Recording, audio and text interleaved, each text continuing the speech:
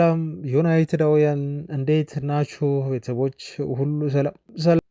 የእንግሊዝ ፕሪሚየር ሊግ ጨዋታ ትላንት አንድ ተደርጓል። ይሄ ጨዋታ ከዩናይትድ አንፃር ጥቅሙ እጅግ በጣም የጎላ ነው። ዩናይትድ ደግሞ ነገ ጨዋታ ያደርጋል ከዌስትሃም ጋር። በጣም የሚጠበቅ ጨዋታ ነው ይሄ ጨዋታ በነገራችሁ ላይ እና ዩናይትድ አምስተኛ ተከታታይ ድሉን በማስመዝገብ በደረጃ ሰንጠረዥ ወደ 3 ከፍ የሚልበት ይሄ ፀጉሬን አልቆረጥም ያለው ጎፈሪያሙን የዩናይትድ አርበኛ ፀጉር የሚያስቆርጥበት ጨዋታ ይሆናሉ የሚለው በጉጉት እንድጠብቀው የሚያደርግ ነው እና ከዛሬ ጀምሮ ያው ነገም ስለዚህ ጨዋታ ቀደም ብለን ማውራት ያሉብን አንዳንድ ጉዳዮች እናወራለን። የካሪክን ጉዳይ በተመለከተ ደግሞ ብሩኖ ፈርናንዴዝ የሰጠው አስገራሚ የሆነ አስተያየት አለ። ልዩነታቸው ምንድን ነው ከአሞሪም ጋር ቢለውን ራሱ ሌላኛው ፖርቹጋላዊ ብሩኖ በግልጽ አስቀምጦታል። እሱን እነግራችኋለሁ። ስለ ቡድናችን ለማንኛውም በመጀመሪያው ምዕራፍ ላይ ወቅታዊ ሁኔታና አንዳንድ መረጃዎችን እንዳስሳለን። ከዛ ውጪ የኮንትራት ዜና ስናይ ኮቢ ሜኖ አዲስ ኮንትራት ከዩናይትድ ጋር ሊፈራረም ተቃርቧል ተብሏል። በጣም የሚያስደስት ዜና ነው። ከዝውውር ጋር በተያያዘ ደግሞ ማርቲኔዝ በባርሴሎና እጅግ በጥብቅ እየተፈለገ ነው የሚገኘው። ባርሴሎናዎች ይህን ተጫዋች ለማስፈረም ተስፋ አድርገዋል። ይህን መረጃ በዝርዝር እናዋለን። ዩናይትዶች ብሬንትፎርድ አንድ የቀኝ ተመላላሽ ተከላካይ ሊያስፈርሙ ጨረታ ውስጥ ገብተዋል ተብሏል። ዳሎ ከክለቡ ሊለቅ ይችላል ወይ ደግሞ የዳሎ ተፎካካሪ ይሆናል ተብሎ ነው ይሄ ተጫዋች የተነገረው። ማን ነው? ከመረጃችን እስከ መጨረሻው ስትቆዩ ምላሽ ታገኛላችሁ። በአማካይ ቦታ ላይ ዩናይትዶች ከባሌባ አስቀድመው የያዙት አንድ አዲስ አማካይ ተገኝቷል ሊስታቸው ውስጥ ተብሎ ተነግሯል። ስለዚህ አማካይ ጉዳይ እና በባሊባ ላይ እየቀዘቀዘ ስለመጣው ዩናይትድ ፍላጎትም የሪፖርቶችን መረጃ ወደ እናንተ አደርሳለሁ። ሰብስክራይብ ስለምታደርጉ ይሄን ቻናል ላይክ ስለምታደርጉ ቤተሰቦቻችን እንዲሁም በኮሜንት ስለምታበረታቱን እጅግ ከልብ ነው የምናመሰግነው። አብራችሁን ሁኑ ቤተሰቦች። መልካም ቆይታ። ትላንት በተደረጉ የእንግሊዝ ፕሪሚየር ሊግ ጨዋታዎች በተለይ አንድ ጨዋታ ያው በጣም ሲጠበቅ ነበር። ይሄ ጨዋታ ለማንቸስተር ዩናይትድ የአውሮፓ ሻምፒዮንስ ሊግ ገብቶ ለማጠናቀቅ እንደው የትኛው ቡድን ቢሸነፍ ወይም ደግሞ ሁለቱ ክለቦች አቻ ቢወጡ ይሻላል ብላችሁ የምትከታተሉት አይነት ጨዋታ ነበር የትላንቱ የሊቨርፑል እና የማንቸስተር ሲቲ ጨዋታ ማለት ነው። ሲቲ አሸንፏል።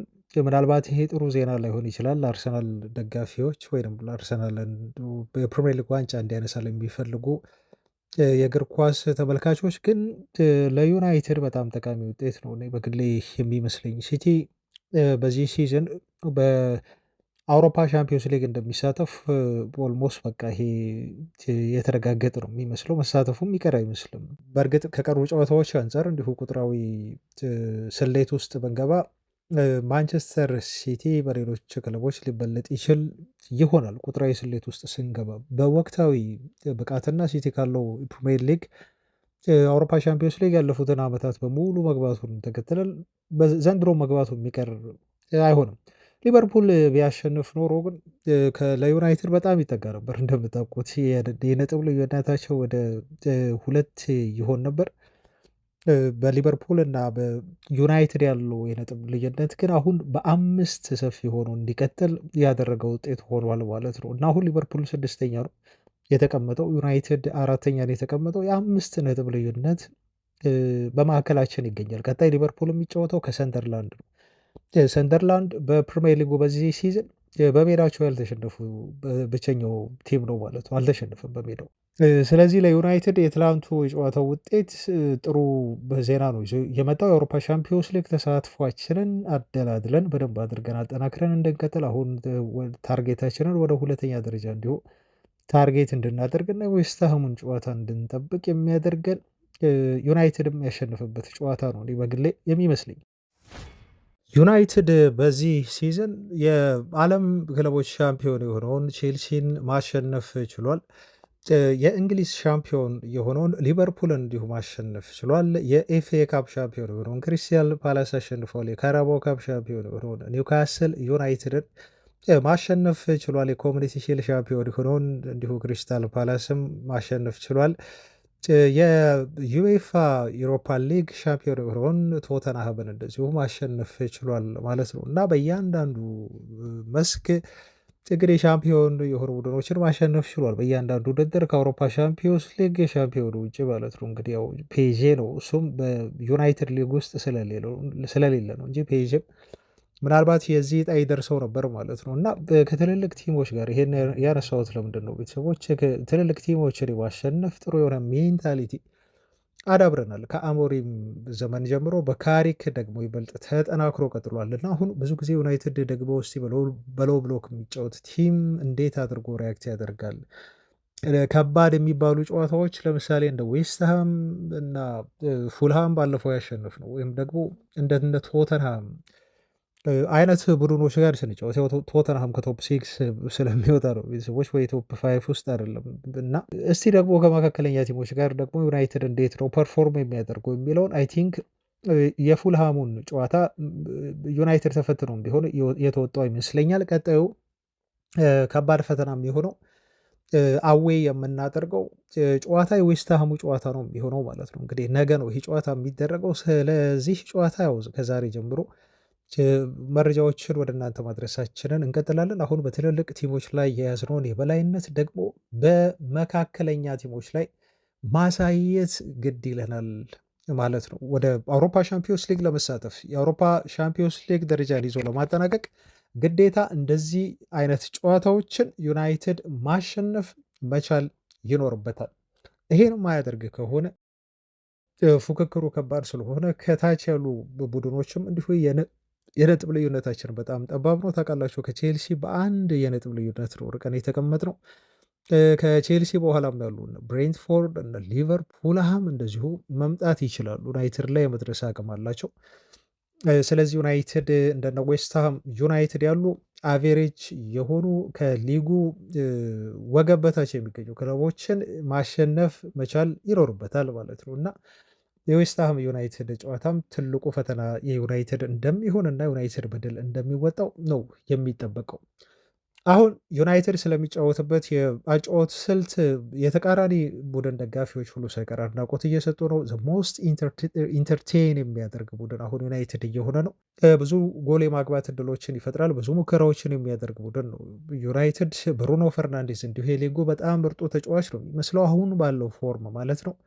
ማይክል ካሪክም ቢሆን ከፕሪሚየር ሊግ ምርጥ አሰልጣኞች መካከል አንደኛው ነው በነገራቸው ላይ ማለት ነው። 4 ተከታታይ ጨዋታዎችን ማሸነፍ የቻለ ነው።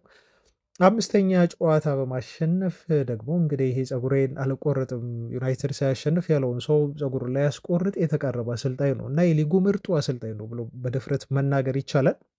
ዩናይትድም እጅግ ውብና ማራኪ የሆነ ቡድን የሚጫወት የሊጉ ጥሩ ቡድን ነው ብሎ በድፍረት መናገር ይቻላል። ቤተሰቦቻችን ትላንት እንኳን የራይት የሊቨርፑል እና የሲቲ ጨዋታ እየተካሄደ ዩናይትድን አንስቶ እንዲሁ አድናቆት ችሯል እና ሊቨርፑልን አሁን ሳያለ በጣም እንግዳ ነገር የሆነብኝ ያለው በጨዋታው መሀል ምክንያቱም አንፊልድ አለ ያው እሱ ታውቃላችሁ ሊቨርፑል እንዲያሸንፍ ይጠብቅ ነበረ ሲቲን ምክንያቱም በአርሰናል የነጥብ ልዩነቱን ወደ 9 እንዲያሰፋ ስለሚፈልግ የሊቨርፑልን ድል እየተጠባበቀ የነበረ ተመልካችም ነው እንዲሁም ፐንዲት ነው ራይት ታውቃላችሁ።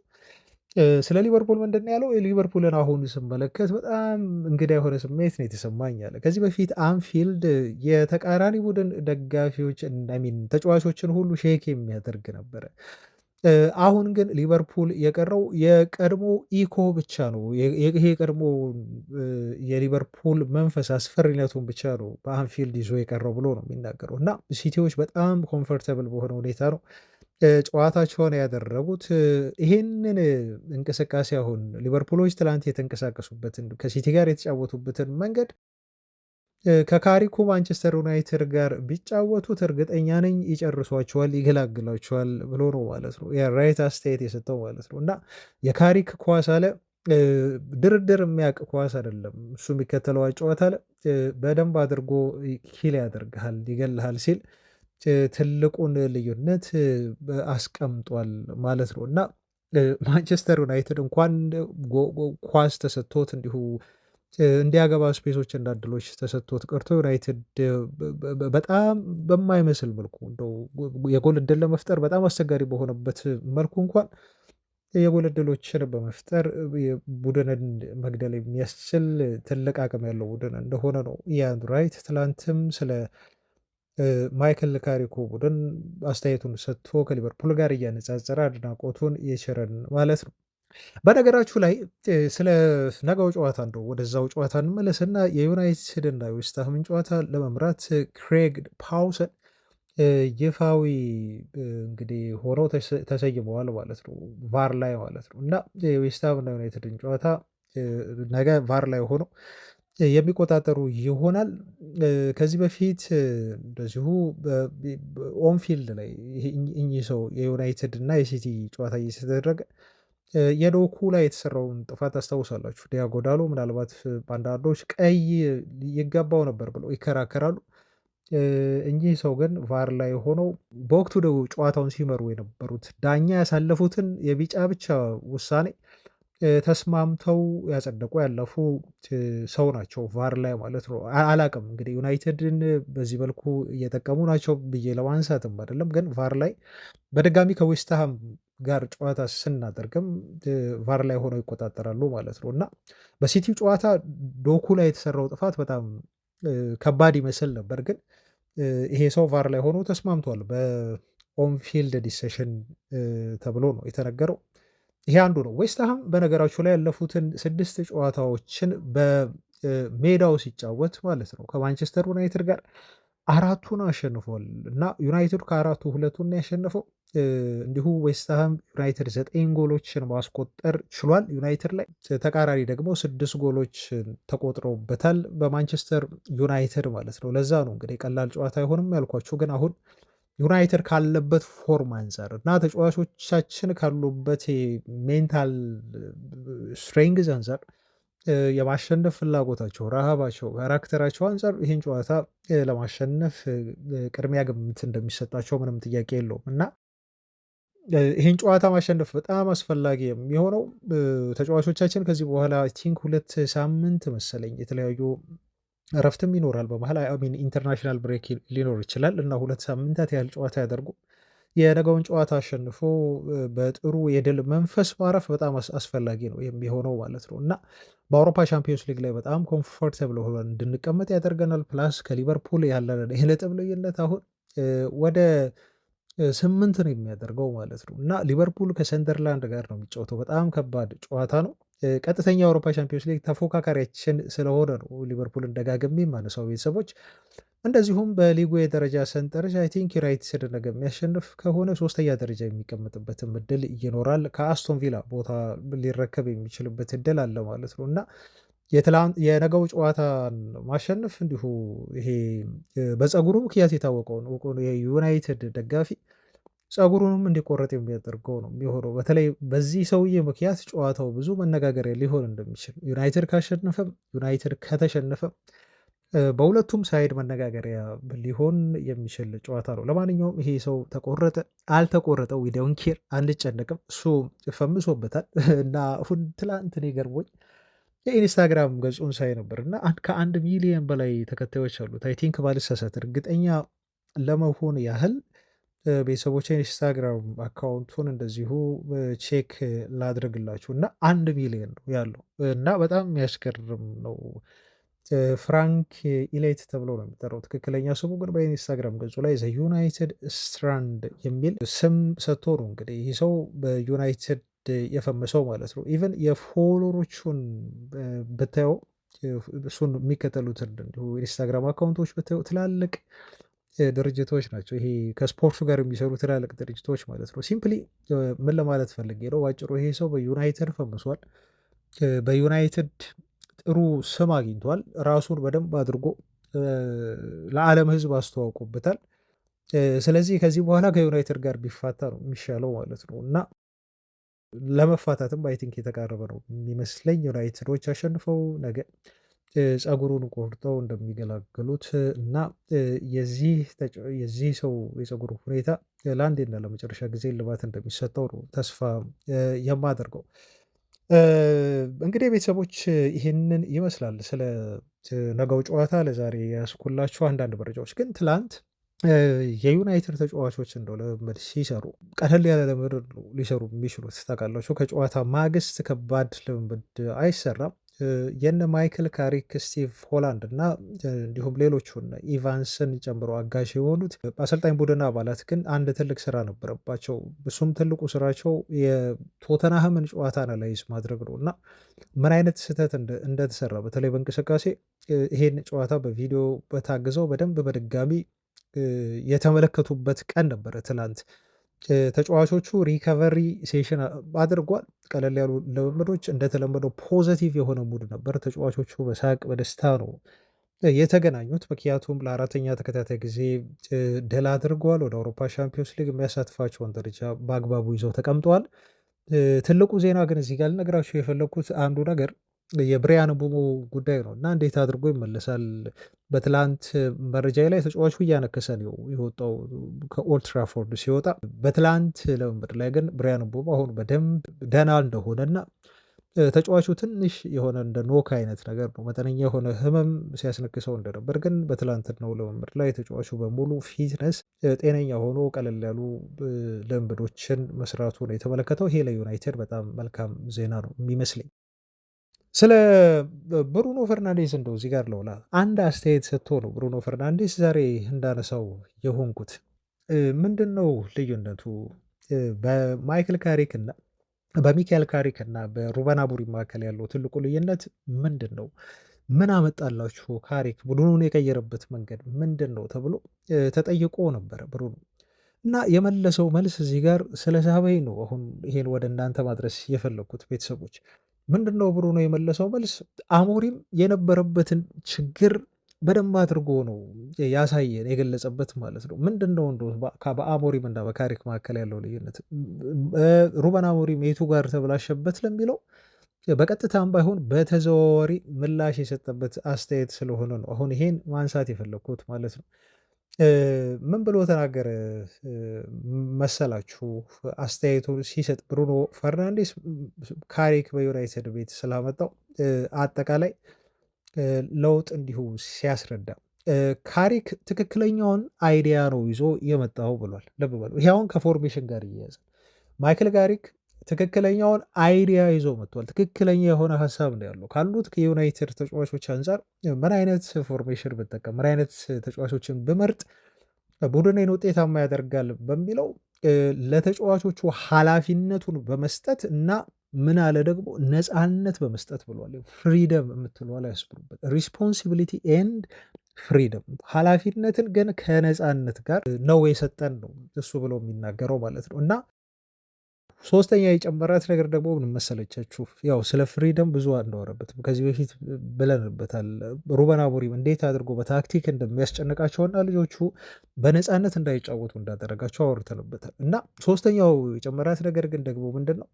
ኢዝ ቬሪ ጉድ ዊዝ ወርድስ ሲል ነው የተናገረው። አያችሁ ሲናገር ንግግሩ ቃሉ በጣም ጎበዝ ነው ማይክል ካሪክ በጣም ቃላትን እንደው ከሽኖ አሳምሮ ነው የሚናገረው። ይጠነቀቃል ነው ሲምፕሊ ባጭሩ ማለት ነው።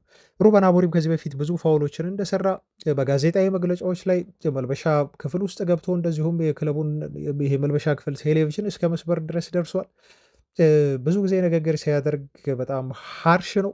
ሩበን አሞሪም ተጫዋቾችን ለሚዲያ አጋልጦ ይሰጣል።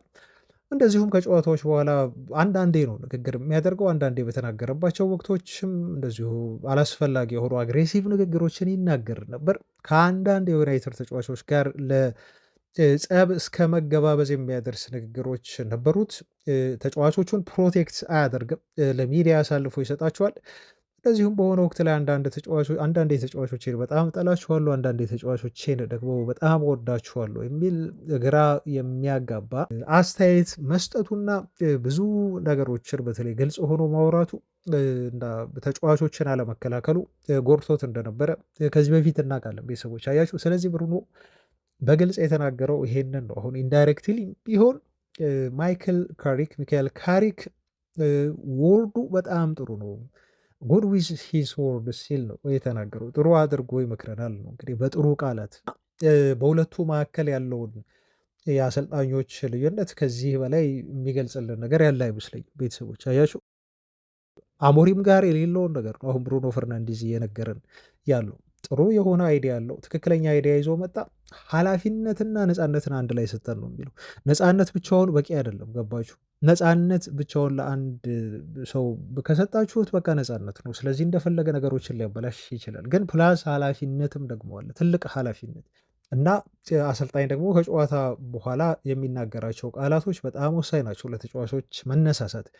ይሄንን ነገር ነው ካሪክ በዩናይትድ ቤት እየፈጠረው እና ምን ብሎ ነው የሚያጠቃለው መሰላችሁ? ብሩኖ ፈርናንዴስ እኔ ለካሪክ አንተ የኛ ኮች አይደለም የኛ ማናጀር ነህ ብዬ ነግሬዋለሁ። ደግሞ እርግጠኛ ነኝ ትልቅ የሆነ አሰልጣኝ ይሆናል ፖቴንሻል አለው ሲል ነው ማለት ነው ድጋፉን የሰጠው ማለት ነው። ብሩኖ ፈርናንዴዝ ብቻ አይደለም ብዙ የዩናይትድ ተጫዋቾች ስለሱ የተናገሩትን ቃል በቃል እንዲሁ እያወጣን ከዚህ በፊት አውርተንበታል። ቤተሰቦቻችን በጣም የዩናይትድ ተጫዋቾች ሁሉም ማለት ይቻላል ኦልሞስት ከአሞሪም ጋር እያነጻጸሩ እያደነቁት ነው። ለካሪክ አስተያየት እየሰጡ ድጋፋቸውን እየሰጡት የሚገኙት አይ ቲንክ የዛም ውጤት ይመስለኛል። ተጫዋቾቻችን አሁን ጥሩ እየተጫወቱ ለሱ ሜዳ ላይ እየለፉለት ውጤት ይዘው እንዲወጡ የሆኑት ለማለት ነው። በነገራችሁ ላይ ማይክል ካሪክ በዩናይትድ ቤት ቋሚ አሰልጣኝ የሚሆንበት እድል እንዳለ አሁን በርካታ ሚዲያዎች እየዘገቡ ነው የሚገኙት። በዚሁ የሚቀጥል ከሆነ የአውሮፓ ሻምፒዮንስ ሊግ ቲሞን እንዲሳተፍ የሚያደርገው ከሆነ የዩናይትድ ሰዎች ቋሚ አሰልጣኝነት ስራውን ሊሰጡት ለማሰብ ይገደዳሉ ተብሎ ነው መረጃ እየወጣ የሚገኘው። ይህን ስራ ግን የማይሰጡት ከሆነ ሌሎች የፕሪሚየር ሊግ ክለቦች እንደ ቲም ቶክ ዘገባ ከሆነ ለምሳሌ እንደ ክሪስታል ፓላስ፣ ፉልሃም እና በርንመዝን የመሳሰሉ ክለቦች ማይክል ካሪክን የክለባቸው ቋሚ አሰልጣኝ አድርገው ቀጣይ ሰመር ላይ ለመቅጠር እየተጠባበቁ ነው ያሉት ተብሎ ተገልጿል። በመጨረሻ ስለዚህ ጉዳይ ለማጠቃለል ቀጣይ የዩናይትድ ጨዋታዎችን ልጠቁማችሁ። ከዌስትሃም ጋር ነገ አዌ የምናደርገው ጨዋታ ነው ያለን። ከዛ ከኤቨርተን ጋር እንዲሁ በተመሳሳይ አዌ የምንወጣ ይሆናል። ከዛ ክሪስታል ፓላስን ሆም ላይ እንገጥማለን በኦልትራፎርድ። ኒውካስል ዩናይትድን እንዲሁ ሆም ላይ አሚን አዌ ላይ ነው የምንጫወተው ከኒውካስል ጋር። ከዛ አስቶን ቪላን ሆም ላይ እንገጥማለን። ከዛ በርንመዝን አዌ እንገጥማለን። ከዛ ሊድስ ዩናይትድን ሆም ላይ እንገጥማለን ማለት ነው እና እነዚህ 7 ተከታታዮችም ዩናይትድ ባለፉት 4 ጨዋታዎች ላይ ባሳየን አቅም የሚጫወት ከሆነ ሊያሸንፋቸው የሚችሉ ጨዋታዎች እንደሆኑ በግልጽ መናገር ትችላላችሁ። እንደውም አንድ እንደ ኦፕታ አይነት ዌብሳይት አለ። እንግዲህ ይሄ ዌብሳይት ፖሊ ማርኬት ስፖርት ተብሎ ይጠራል። ዩናይትድ የፕሪሚየር ሊግ ዋንጫ የማንሳት አሁን 3ኛው ተገማች እድል ያለው ቡድን ብሎ ገልጾታል። 2% የሰጠው አርሰናል 81% ተሰጥቶታል። እንዲሁም ማንቸስተር ሲቲ 15% ነበር የተሰጠው፣ አሁን ወደ 19 ከፍ ብሏል። አርሰናል 81% ነበር፣ አሁን ወደ 79% ነው። ስለዚህ ከሊቨርፑል በተሻለ ዩናይትድ የፕሪሚየር ሊግ ዋንጫ የማንሳት እድል አለው ብሎናል። በጣም ጠባብ ቢሆንም ማለት ነው። 13 ጨዋታዎችን ዩናይትድ የሚያሸንፍ ከሆነ በተከታታይ አርሰናል 4 ጨዋታዎችን የሚሸንፍ ከሆነ ማንቸስተር ሲቲ 3 ጨዋታዎችን የሚሸንፍ ከሆነ አስቶን ቪላ እንዲሁ 2 ጨዋታዎችን የሚሸንፍ ከሆነ እና ዩናይትድ ሁሉንም ጨዋታዎች ቀሪዎቹን 13 ካሸነፈ የሊጉ ዋንጫ የሚያነሳበት እድል አለ። በጣም የመርፌ ቀዳዳ ማለፍ ያህል ጠባብ ቢሆን። ወደ ልዩ ልዩ መረጃዎቻችን ደግሞ እንለፍና የዝውውር ዜናዎችን በቅድሚያ እንዲሆን ላድረሳችሁ። የማርቲኔዝን ጉዳይ እንመልከት። ባርሴሎናዎች አይናቸውን ማርቲኔዝ ላይ ጥለዋል። ይሄ ጥሩ ዜና አይደለም። አሁን እስከ ጁን 2027 ድረስ የሚያውቀው ኮንትራት በዩናይትድ ቤት ባለው ይህ አርጀንቲናዊ አስደናቂ የተከላካይ መስመር ተጫዋች ከጉዳቱ ከተመለሰ በኋላ ኦልሞስት ለ8 ወር ከሜዳ ያረቀው ጉዳት ነበር እንደምታውቁት። በሩበን አሞሪም ስር ለመሰለፍ ብዙ አስጠብቆታል። ከአሞሪም ጋር ሜዳ ላይ ሁሉ ገብቷል፣ ግብ ውስጥ ገብቷል። ይሄ ተጫዋች ለጸብ ተጋብዞ ነበር ተብሎ እስኪገለጽ ድረስ ጥያቄ ሆኖብኝ እኔም አሞሪም ለምንድነው ተጫዋቾች ከተጎዱ በኋላ ቶሎ የማይመልሳቸው የሚል ሀሳብን እንዲሁ ሳነሳ ነበር እና ይሄ ልጅ አሁን ፎርሙን በደንብ አድርጎ አግኝቷል። ልክ እንደተመለሰ የተወሰኑ ስህተቶችን ሰርቶ ነበር፣ ግን ከዛ በኋላ ታርሞ የዩናይትድ ዲፌንስ በተለይ ደግሞ በሃሪ ማጓየር በጣም ልምድ ያለው ተከላካይ ነው ታውቃላችሁ። እሱም ቋሚ መሆን ከጀመረ በኋላ ካሪክ ከመጣ በኋላ የዩናይትድ የተከላካይ መስመር በጣም ጥሩ ሆኗል። ጥሩ የሆነ መረዳድ አላቸው። አንዱ የሌለው ሌላው አለው ማለት ነው።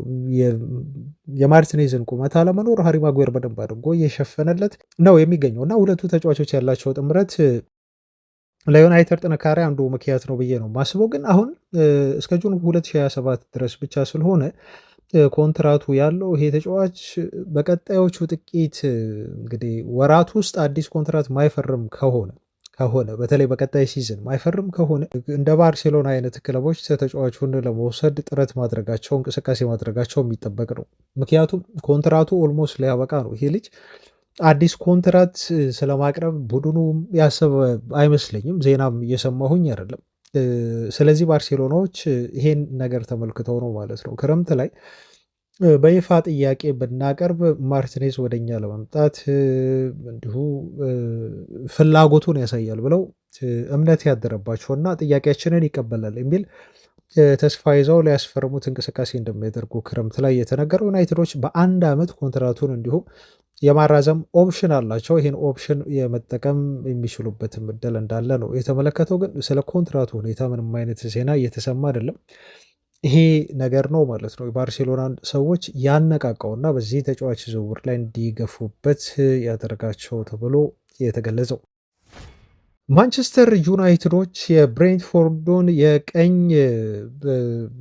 ተከላካይ መስመር ተጫዋች ሚካኤል ኮይዴን ለማስፈረም በሚደረገው ፉክክር ውስጥ ተቀላቅለዋል ተብሎ ነው የተገለጸው። ብሬንትፎርዶች ከ50 ሚሊዮን ፓውንድ በላይ ይፈልጋሉ ተብሎ ተነግሯል። ዜናው የቲም ቶክ ነው። ተጫዋቹ አሁን በዚህ ሲዝን ነው በተለይ እያሳየ ባለው ብቃት ምክንያት በርካታ ክለቦች ትኩረት እያደረጉበት የሚገኘው። ዩናይትድ ደግሞ እዛ ቦታ ላይ እንግዲህ ማጠናከር ከሚፈልጋቸው ቦታዎች መካከል አንዱ ነው። በካዮዴ የዚህ ሲዝን አስደናቂ ብቃትን ማሳየትን ተከትሎ ተጫዋቹን ሊስት ውስጥ ማካቶታል እና ይሄ የራይት ባክ ቦታን በደንብ ለማጠናከር ምናልባት በቀጣይ ሲዝን መቆየቱም በክለቡ እርግጥ ያልሆነ ለዳሎ ትክክለኛ የሆነ ተፎካካሪ ይሆናል ብለው የዩናይትድ አመራሮች ያስባሉ ተብሎ ነው የተገለጸው። ራሱ ዲያጎ ዳሎም ቢሆን በዩናይትድ ቤት ሊያቆይ ይችላል ተብሎም መዘገቡን ታስታውሳላችሁ ቤተሰቦቻችን። እንደማን የዩናይትድ አዲክት መረጃ ከሆነ ዲያጎ ዳሎ አሁን 40 ሚሊዮን ፓውንድ የማርኬት ተመን አለው ተብሏል እና ካሪክ ከመጣ በኋላ ነው እንግዲህ ተጫዋቹ ይሄን ያህል የመሸጫ ዋጋ ያገኘው አድጓል ተብሏል። ከዚህ በታች ነበረ በፊትና በቀጣይ ሲዝን ሪያል ማድሪድ ይፈልገዋል ዳሎን ተብሎ ተነግሯል። ዲያጎ ዳሎ ሊሸጥ የሚችልበት እድል አለ ማለት ነው። ካልተሸጠ ተፎካካሪው ይሆናል። ከተሸጠም ማለት ነው እሱ ምትክ ተደርጎ የብሬንትፎርዱ የቀኝ ተመላላሽ ተከላካይ መስመር ተጫዋች እንዲፈርም በክለቡ ታቅዷል ማለት ነው እና 50 ሚሊዮን ፓውንድ ይፈለጋል። ዩናይትድ ብቻ አይደለም፣ ቅድም ብያቸዋለሁ፣ ሪያል ማድሪድ እና ሌሎች ፈላጊ ክለቦችም ይሄ ተጫዋች እንዳሉት ነው የተገለጸው።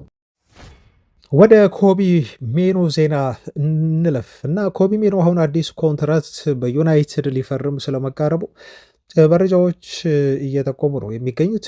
ሜኖ ይህንን የተሻሻለ ኮንትራት አሁን በዩናይትድ ሲፈርም እንግዲህ ጥሩ ደሞዝ ያገኛል ተብሎ ይጠበቃል።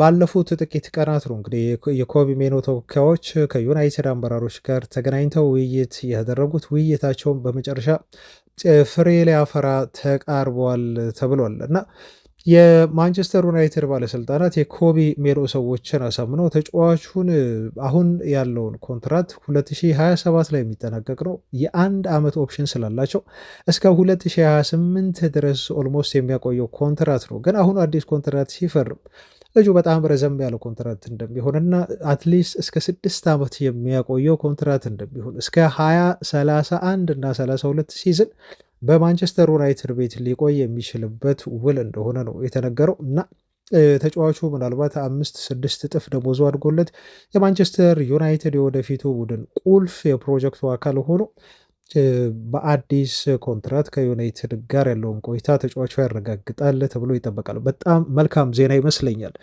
ተጫዋቹ ምን ያህል አስደናቂ የሆነ ተጫዋች እንደሆነና በትላንት ፕሮግራማችን ላይ ሩበን አሞሪም እዚህ ተጫዋች ላይ የፈጸመው በደል በራሱ ወንጀል ስለሆነ እንደው ፍርድ ቤት የሚያቆሙ ነው ብለን ሀሳቦችን ማንሳታችን ይታወቃል። በርካታ የእግር ኳሱ ፐንዲቶችም አሞሪም ምን ያህል መጥፎ አሰልጣኝ እንደሆነ በግልጽ እሱን ያጋለጠ ተጫዋች በሚል ነው የኮቢ ሜኖን ወቅታዊ ወርልድ ክላስ የሆነ ብቃት እያሞካሹና በዚህ መልኩ አሞሪም ፍጹም እንደተሳሳተበት እያረጋገጡ ያሉት ማለት ነው። እኔ ግን በጣም ያስገረመኝ ነገር ቤተሰቦች አሁን ኮቢ ሜኖ ወደ ዓለም ዋንጫው ከእንግሊዝ ብሔራዊ ቡድን ጋር ይሄዳል የሚል ግምት ፍጹም የለኝም ነበር እውነት ለመናገር በተለይ አሞሪም ዩናይትድ ቤት በነበረበት ሰዓት በዛ ወቅት ሜኖ ተመልሶ እንደው ተሰልፎ በጣም ጥሩ አሁን እያሳየ የሚገኘውን እንቅስቃሴና ብቃት አሳይቶ ወደ እንግሊዝ ብሔራዊ ቡድን ስኳድ ውስጥ ይካተታል ብዬ ማሰብ ይከብደኝ ነበር። እንደውም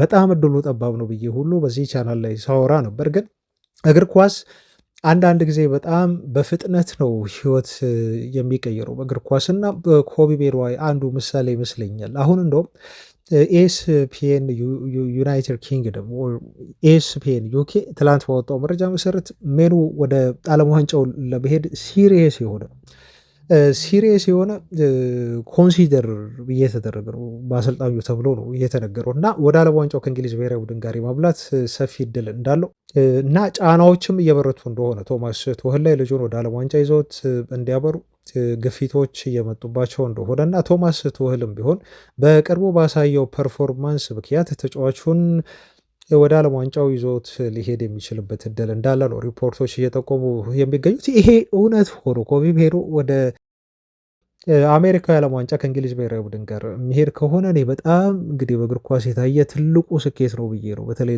ለተጫዋቹ መወስደው። ቱኸል ልጁን ያደንቁታል። በሴፕቴምበር ባለፈው ወር ላይ እንኳን ስለ ሜኖ ተጠይቀው ቶማስ ቱኸል እንዲህ ሲል ተናግሮ ነበር። ተጫዋቹ አሁን በማንቸስተር ዩናይትድ ቤት የመጫወት ደቂቃ እያገኘ አደለም ሲል ነው። ለምን ቱኸል ተጫዋቹን በእንግሊዝ ብሔራዊ ቡድን እንደማያካትተው በወቅቱ የተናገረው። ኤክስፒሪየንስ አለው ሜኖ ልጅ ቢሆንም ብሏል። እንዲሁም ፓወር አለው፣ ኳሊቲው አለው፣ ታለንቱ አለው። ነገር ግን ምንጊዜም ቢሆን ለኮቢ ሜኖ የሚሆን ቦታ እናጣም ሲል ነበር ቶማስ ቱኸል በግልጽ ያስቀምጠው በወቅቱ። ልጁ በዩናይትድ ቤት የመጫወት ደቂቃ ባያገኝም ግን እሱን የመሰለ ታለንት ችላ የምንለው አይደለም። ምንጊዜም ቢሆን ኮንሲደር ልናደርገው የምንችለው አማራጫችን ነው አማካይ ቦታ ሲል ገልጾታል ቶማስ ቱኸል። እንዲሁም ተጫዋቹ በ6 ቁጥር በ8 ቁጥር እና በ10 ቁጥር ቦታ ላይ መጫወት መቻሉ ምናልባት ለእንግሊዝ ብሔራዊ ቡድን ለየት ያለ አማራጭ ሊሆን እንደሚችል ነው የተነገረው ማለት ነው። እና ሜኖ ወደ ዓለም ዋንጫ ከእንግሊዝ ብሔራዊ ቡድን ጋር የመሄድ ሀሳብ አሁን እየተጠናከረ የመጣ ነው የሚመስለው። ወደ ሪዮ ፈርዲናንድ አስተያየት እንለፍ። ፈርዲናንድ ለዩናይትድ ባለስልጣናት አስቸኳይ ያለውን ጥሪ እንዲሁ አስተላልፏል። የቀድሞ የማንቸስተር ዩናይትድ የልብ ትርታ የሆነው የኋላ መስመር የተከላካዩ እንደዚሁ ዋነኛ አጥንት የነበረው ነው ፈርዲናንድ ካሳሜሮን መልቀቅ ተከትሎ ክለቡ በድጋሚ ውሳኔውን እንዲያጤነው ጥያቄ ለክለቡ ያቀረበው ማለት ነው እና ፈርዲናንድ ይህንን ሲል ይናገራል። ብራዚላዊው አማካይ በአሰልጣኝ ማይክል ካሪክ ስር እያሳየ ባለው ድንቅ ብቃት ምክንያት ነው እንግዲህ ተጫዋቹ ቢያንስ ተጨማሪ 1 ዓመት በዩናይትድ ቤት እንዲቆይ ያስፈልጋል፣ ለዩናይትድ በጣም ጠቃሚ ተጫዋች ነው ሲል ክለቡ ኮንትራት እንዲሰጠውና እንዲያስፈርመው የጠየቀው ማለት ነው። እንደዚህ ብለዋል ሪዮ ፈርዲናንድ። ካዛሜሮ ወዴት እየሄደ ነው ብሎ ጥያቄ ያነሳና እሱን አላውቅም ነው የሚለው። አዲስ ውል ሊፈርም ይገባዋል ብዬ ግን አስባለሁ። በዩናይትድ ሌላ ውል አቅርበን ተጨማሪ 1 ዓመት ስጠን ልንለው ይገባል ካለ በኋላ እንደ ፈርዲናንድ እምነት ከሆነ የካሳሜሮ አይነት ጥራትና ልምድ ያለው ተጫዋች አሁን ባለው የገበያ ሁኔታ መተካት በጣም አስቸጋሪ ነው እና እሱን ማጣት ለዩናይትድ ትልቅ ጉዳት ነው፣ ክለቡን ዋጋ የሚያስከፍልም ይሆናል ሲል ነው ማለት ነው እንግዲህ ያስጠናቀቀው። ክለቡ ተጫዋቹን ማቆየቱ ከገንዘብም ሆነ ከቴክኒክ አንጻር ትክክለኛ ውሳኔ ነው ሲልም የቀድሞ ዩናይትድ ተከላካይ ይሞግታል። ዩናይትድ ካዛሜሮን በመልቀቅ ትልቅ ስህተት እንዳይሰራም ነው ያስጠነቀቀው ሪዮ ፈርዲናንድ። ተጫዋቹ ለቡድኑ የሚሰጠው ጥቅም ከግምት በማስገባት የ1 ዓመት ውል ማራዘሚያ እንዲቀርብለት ነው ማለት ነው በጣም አጥብቆ ሲሪየስ ሆኖ ሪዮ ፈርዲናንድ ለክለቡ አመራሮች ጥሪውን ያስተላለፈው። ግን የማንቸስተር ዩናይትድ ባለስልጣናት አይ ቲንክ ከተጫዋቹ የዩናይትድ ቆይታ ጋር በተያያዘ መለያየቱ እርግጥ እንደሆነ መወሰናቸው እዚህ ጋር ሊሰመርበት ይገባል ማለት ነው። ፈርዲናንድ ይህንን ስላለ አይደለም፣ ግን ሙቹዋል የሆነ ስምምነት ነው። እውነት ለመናገር የዩናይትድ አመራሮች እሱን እንዲለቅ የፈለጉበት ምክንያት አለ። አንዱ ከደሞዙ አንጻር ነው። ሁለተኛ ነገር ደግሞ ማርኬቱ ላይ ይወጣሉ። ከእድሜውም አንጻር ተጫዋቹ ምንም እንኳን ወቅታዊ እያሳየ ባለው ብቃት በጣም አስደናቂ ቢሆንም ግን 350 ሺህ ፓውንድ በሳምንት እየተከፈለው ካሳሜሮ መቀጠል አይችልም። ፕላስ ፈቃደኛ ነው ወይ ራሱ ካሳሜሮ? የአንድ ዓመት ኮንትራት ነው አሁን ሊሰጡት የሚችሉት። እሱ ደግሞ ታውቃላችሁ ብዙ ጊዜ ተጫዋቾች ከአንድ ዓመት በላይ ኮንትራት ነው የሚፈልጉት እና በዚህም ላይስማሙ ይችላሉ። ሌላው የማይስማሙበት እኔ የማስበው እና እንዲለያዩ ምክንያት የሆነበት ትልቁ ምክንያት የሆነው ተጫዋቹ ሌላ ቦታ የሚያገኘው በተለይ በሳውዲ ፕሮሊግ ለመጫወት አሁን የቀረበለትን ደሞዝ ከዚህ በፊት በአልናስር ነግሬያቸዋለሁ። ወደ 950 ሺህ ፓውንድ አካባቢ ሳምንታዊ ደሞዝ ነው የቀረበለት። አሁን በዩናይትድ ቤት ከሚያገኘው 3 እጥፍ ማለት ነው ቤተሰቦች፣ 3 እጥፍ ወደ 1 ሚሊዮን ፓውንድ ይጠጋል ሳምንታዊ ደሞዝ የቀረበለት። ኮንትራቱ ወይ ለ2 ወይ ለ3 ዓመት ነው የሚሆነው ፕላስ ወደዛ የሚሄድ ከሆነ እና ተጫዋቹ የሆነ ነገር ሳያይ እንደው አየሩን አወዳደቁን ሳያመቻችና በደንብ አድርጎ ጥሩ ቦታ ላይ ሳይወድቅ ከዩናይትድ ለመልቀቅ አይወስንም ማለት ነው ካሳሜሮ። እና ውሳኔውን በደንብ ጠንቅቆ ያውቃል ካሳሜሮ። በቀጣይ ወዴት እንደሚያርፍም በደንብ አድርጎ ጠንቅቆ ነው የሚያውቀው። ለሱ ፋይናንሻሊ ለዩናይትድም ለተጫዋቹ ቢሆን መለያየት እዚህ ጋር ቤስት ኦፕሽን ስለሆነ ነው ተጫዋቹ የተለያየው እና ተመልሶ አዲስ ኮንትራት ፈርሞ በዩናይትድ ቤት የሚቆይበት ምክንያት ምንም የለም፣ እድልም የለውም ማለት ነው እንደኔ አረዳድ ከሆነ። ለማንኛውም ግን ሪዮ ፈርዲናንድ ከተናገረው ንግግር አንጻር እንደው ከዜናው ወጥቼ ሀሳቤን እየገለጽኩ ነው። ቤተሰቦቻችን ተጫዋቹ ያለው ኤክስፔሪንስ እና ይሄ ያለው ሜንታሊቲ በተለይ የማሸነፍ ፍላጎቱ እና ዋሪየርነቱ ሜዳ ላይ ያለው ተጋዳይነትና ጦረኝነቱ በጣም ለዩናይትድ ያስፈልጋል። እንደው ጦረኝነት ስል ፋይቲንግ ስፕሪቱ በጣም ጠቃሚ ነበር። እሱን መተካት ፈርዲናንድ እንዳለው ለዩናይትድ በጣም በጣም ከባድ ስራ ነው። ቀጣይ አሁንም አልፈው ወደ እሱ ዜና ነው ማለት ነው እና የካሳሜሮን ሚና መተካት በተለይ አሁን በሱ እድሜ ሳይሆን ከሱ እድሜ ባነሰ መተካት በጣም አስቸጋሪ ስለሆነ ለዩናይትድ ክረምት ላይ እሱ ከለቀቀ አይቀር እሱን በደንብ የሚተካ ሌላ በጣም ምርጥ የሆነ አማካይ ማስፈረም ዩናይትድ ግዴታ ውስጥ ይገባል። ያን ለማድረግም እንቅስቃሴ ላይ እንዳሉ ነው ቀጣይ ዜናዬ መረጃ እንዲሁ የሚሰጣችሁ። ስለ ቶናሌ ላውራ ነው። ይሄ መረጃ ሰሞኑን በሩመር ደረጃ እየተገለጸ ነበር። በሩመር ደረጃ በጣም የምናምናቸው ጋዜጦች በዚህ ተጫዋች የዩናይትድ ዝውውርን በተመለከተ ሲዘግቡ አልነበረም። ትላንት ግን እንደው ይሄ ዝም ብሎ ተራ የዝውውር ወሬ እንዳልሆነና በጣም ሲሪየስ እየሆነ እንደመጣ ነው ማለት ነው። እንግዲህ ወደ ማረጋገጡ የሄድ ነው። አንደኛው በጣም የምናምነው ጋዜጠኛ ነው እንግዲህ ይሄ ቤን ጃኮብስ ተብሎ ይጠራል። እሱ ዩናይትዶች አሁን ሊስታቸው ውስጥ እያካተቱት እንደሆነ የኒውካስሉን የዲፌንሲቭ ሚድፊልድ ስፍራ ተጫዋች ቶናሊን እሱ ገለጸልን። የእሱን ከሰማን በኋላ ደግሞ ትላንት አመሻሽ ላይ የቴሌግራፍ ጋዜጣ ዘገባ እንዲሁ ሳይ ነበር እና አሁን ማንቸስተር ዩናይትድ አማካይ ቦታ ላይ ሊያስፈርማቸው ከሚፈልጋቸው ተጫዋቾች መካከል ቶናሊ ተቀላቀለ ነው የሚለው። ከቶፕ ታርጌቶች ውስጥ ተቀላቀለ። ከዚህ በፊት የምናውቃቸው ዩናይትድ ቶፕ ታርጌቶች ባሌባ አለ፣ ዋርተን አለ፣ አንደርሰን አለ። አሁን ቶናሊ አራተኛው ሆኗል ማለት ነው። ልብ ብሎ አራቱንም ዩናይትድ ሊያስፈርም አይችልም። ሜቢ ከአራቱ ግን ሁለቱን የማስፈረም ሰፊ እድል እንዳለውና ሁለት ለማስፈረም ነው ዩናይትድ ወደ ማርኬቱ የሚወጣው እና ታርጌቱን አሁን ወደ 4 ከፍ አድርጎ አሳድጓል። 4 አማራጮች ይኖሩታል ማለት ነው። እነኛ 4 አማራጮች የሚኖሩት ከሆነ ታዲያ ደግሞ መስዋዕት የሚሆን አለ ማለት ነው ከመሃል ቤተሰቦች። አሁን የሚመስለው ቤተሰቦቻችን ኢሊየት አንደርሰን የማንቸስተር ዩናይትድ ተቀዳሚ አማካይ ስፍራ ኢላማ ነው። የአማካይ ስፍራው ኢላማ ተቀዳሚ የዩናይትድ ዝውውር እቅድ የሆነው ኢሊየት አንደርሰን ነው የሚመስለው። እንደው ከቻሉና ለእሱ የተጠየቀውን የዝውውር ገንዘብ ዩናይትድ ለመክፈል ፈቃደኛ የሚሆን ከሆነና ልጅ ወደ ዩናይትድ መምጣት የሚፈልግ ከሆነ ዩናይትዶች ልጅ ያመጡታል፣ ምንም ጥያቄ የለውም። ከሱስ ጋር ማን ሊፈርም ይችላል አብሮት? ሁለተኛው ዩናይትድ የአማካይ ስፍራ ፈራሚ ማን ሊሆን ይችላል የሚለው ግን እስካሁን አልተመለሰለትም። ባሌባ አለ አሁንም። አሁን ደግሞ ይሄ ተጫዋች ተቀላቀለ። ቶናሊ ከዛ ውጭ ደግሞ እንዲሁ ዋርተን አለ። እንደውም አንዳንዶች የሰሞኑን የባሌባን እንቅስቃሴ ተመልክተው በተለይ ከብራይተን ጋር እያደረገ ያለውን ጨዋታ ተጫዋቹ የአምናውን ብቃት ማግኘት አቅቶታል፣ በጣም እየተቸገረ ነው እና ከዚህ በፊት ሲባል የነበረው ልጁ የዩናይትድ ዝውውሩን እንደው ስላሰናከሉበት የክለቡን ሰዎች ለመቃወም ሲል ነው ወደ ዩናይትድ ለመምጣት ሲል ነው ከአቅም በታች እየተጫወተ ያለው ብለው ይናገራሉ። ዩናይትዶች ደግሞ እምነቱ አላቸው። ወደ ዩናይትድ ቢመጣ ይሄ ልጅ ራሱን ማሻሻል ይችላል፣ በደንብ ፖቴንሻሉ አለው እና በዚህ ብቃቱ ፍጹም አይሸሹም እና ሊያመጡት አሁንም ቢሆን ይሞክራሉ ብለው ሲናገሩ ቆይተዋል። አሁን ግን ምናልባት የኢላማ ለውጥ ሊያደርጉ ይችላሉ ተብሏል።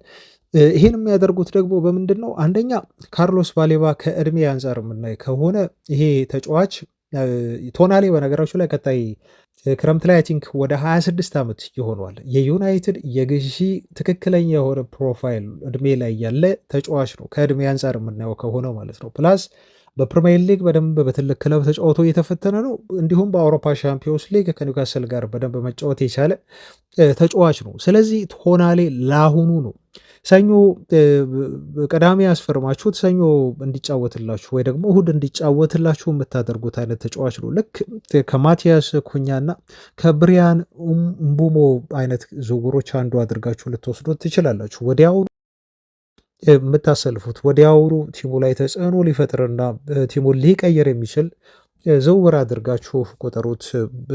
እንደዚህ አይነት ነገር ነው የሚሆነው። ዩናይትድ ባሌባን የሚያስፈርም ከሆነ ግን ባሌባ ገና 22 ዓመቱ ነው። የ4 ዓመት ልዩነት ይኖራል በመሃላቸው ማለት ነው።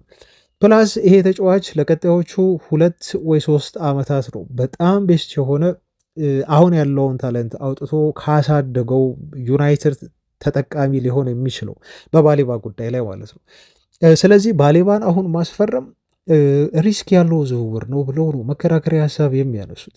ምክንያቱም ወዲያውኑ መጥቶ እሱ ተጽዕኖ ሊያሳድር የሚችል አማካይ መሆኑን እርግጠኛ የምትሆኑበት ተጫዋች አይሆንም ነው ያሉት። ሜንታሊቲም ስታየው፣ ፊዚካሊም ስታየው፣ ፕላስ ደግሞ ባለው የዲፌንሲቭ የመከላከል ብቃትም ስታየው በጣም የተረጋጋውና ሞር ይበልጥ እርግጠኛ የምትሆኑበት ብስለት ያለው ኤክስፒሪየንስ ያለው ምናልባት ለመላበድ 3-4 ዓመት 2 ዓመት አይፈልግም ብላችሁ የምታወሩለት ተጫዋች የኒውካስል ዩናይትዱ ቶናሊ ነው እና ምናልባት ከዚህ በፊት ከሄዱበት የዝውውር አካሄድ አንጻር ስናይ ቶናሊ ደግሞ አሁን ከኒውካስል ሊለቅ የተቃረበ ተጫዋች መሆኑን ስናይ ኒውካስል ዩናይትዶች ቀጣይ ክረምት ላይ ሊሸጡት የተዘጋጁ ብዙ ክለቦች የሚፈልጉት እና ከስንት አንዴ የሚገኝ የዲፌንሲቭ ሚድፊልድ አማካይ መሆኑን ስትመለከቱ ዩናይትድ ይህን ተጫዋች ዝም ብሎ ሌሎች ክለቦች እንዳያስፈርሙ እንደ ሲቲ የመሳሰሉ ቡድኖች ይተወዋል፣ እዚህ ተጫዋች ላይ ፉክክር ውስጥ አይገባም ብሎ መናገር በጣም ከባድ ነው ቢሆነው በጣም ሊፎካከሩ እና ምናልባትም ከባሌባ ይልቅ ባሌባን ዝውውር ለጊዜውም ቢሆን ወደ ጎን ትተው ብዙዎች እንደሚሉት ከሆነ አሁን ቶናሊ ላይ ትኩረት አድርገው ሊያስፈርሙ ይችላሉ። ቶናሊ እና ኢሌት አንደርሰንን ዩናይትድ በቀጣይ ክረምት ላይ ሊያስፈርም የሚችልበት እድል አለ ብለው አሁን ከባሌባ ይልቅ ቶናሊ በዩናይትድ ተቀዳሚ የሆነ ነው። ማርክ ጎልብሪጅ ሁሉ ሳይቀር ባይ ባይ ባሌባ ብሎ ነው እንግዲህ ትላንት አንድ ፕሮግራም የሰራለት ማለት ነው። ይህም ሜቢ አሁን ቶናሊ ከባሌባ ይልቅ ቀዳሚ የዩናይትድ የዝውውር ኢላማ እንደሆነ የሚያመላክት ሪፖርት እየወጣ ነው ያለው። ያንን ተከትሎ ነው እሱም ባይ ባይ ባሌባ ብሎ ያለው ማለት ነው። እና እናንተም ሀሳባችሁን ስጡበት ቤተሰቦቻችን። ለዩናይትድ ተቀዳሚ በሆን ያለበት በተለይ ከሁለቱ ተጫዋቾች አንጻር ንጽጽር ውስጥ የምንገባ ከሆነ ባሌባ ነው ወይስ ደግሞ ቶናሊ ለዩናይትድ መፈረም አለበት ብላችሁ የምታስቡት አማካይ ማን ነው? ሀሳባችሁን አስተያየቶቻችሁን አጋሩኝ። አብራችሁኝ ስለነበራችሁ ግን እስካሁን ድረስ ከልብ አመሰግናለሁ ቤተሰቦቻችን። ነገም እንገናኛለን። እስከዛ ሰላም ሁኑ ባይ